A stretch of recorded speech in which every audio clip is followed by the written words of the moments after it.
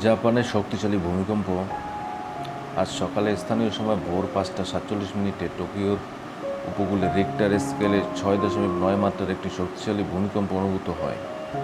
কম্পনের গভীরতা ছিল 10 কিলোমিটার। কয়েকটি ভবন হালকা ক্ষতিগ্রস্ত হলেও বড় ধরনের হতাহতের খবর পাওয়া যায়নি। কিছু এলাকায় বিদ্যুৎ ও গ্যাস সংযোগ সাময়িকভাবে বিচ্ছিন্ন হয়।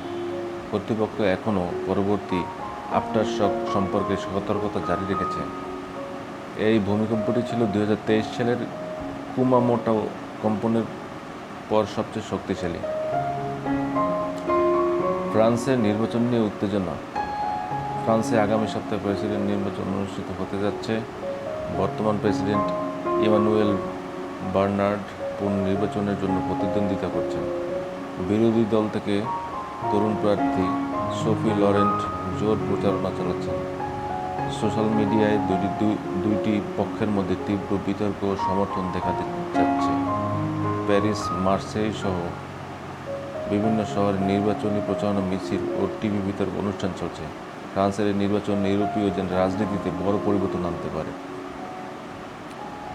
ইউরোপ জুড়ে ভয়াবহ তাপপ্রবাহ। ইতালি, স্পেন, গ্রিস সহ ইউরোপের দক্ষিণাঞ্চলে চলছে ভয়াবহ তাপপ্রবাহ। তাপমাত্রা 43 ডিগ্রি সেলসিয়াস ছাড়িয়ে গেছে।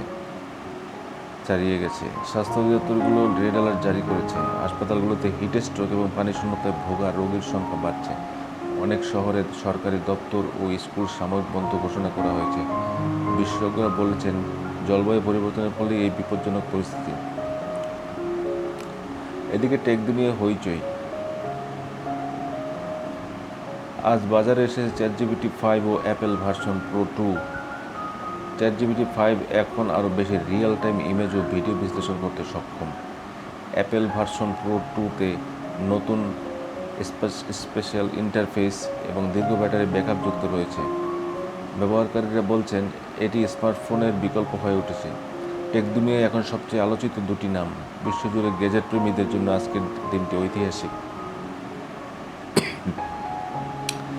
আজ রাতেই মেসির সম্ভাব্য শেষ আন্তর্জাতিক ম্যাচ। Argentina versus Germany. আজ রাত 11টায় বাংলাদেশ সময় আর্জেন্টিনা বনাম জার্মানি মুখোমুখি হচ্ছে এক প্রীতি ম্যাচে। এই ম্যাচে লিওনেল মেসি শেষবারের মতো আন্তর্জাতিক জার্সি পরতে পারেন। আর্জেন্টিনার কোচ নিজেই ইঙ্গিত দিয়েছেন এটি তার বিদায়ী ম্যাচ হতে পারে। জার্মান দলে রয়েছেন তরুণ স্কোয়াড। ম্যাচটি হতে যাচ্ছে টানটান উত্তেজনাপূর্ণ। সারা বিশ্বের ফুটবল প্রেমীরা আজকের ম্যাচকে দেখছেন লিজেন্ডস ফেয়ারওয়েল হিসেবে। ধন্যবাদ সকলকে।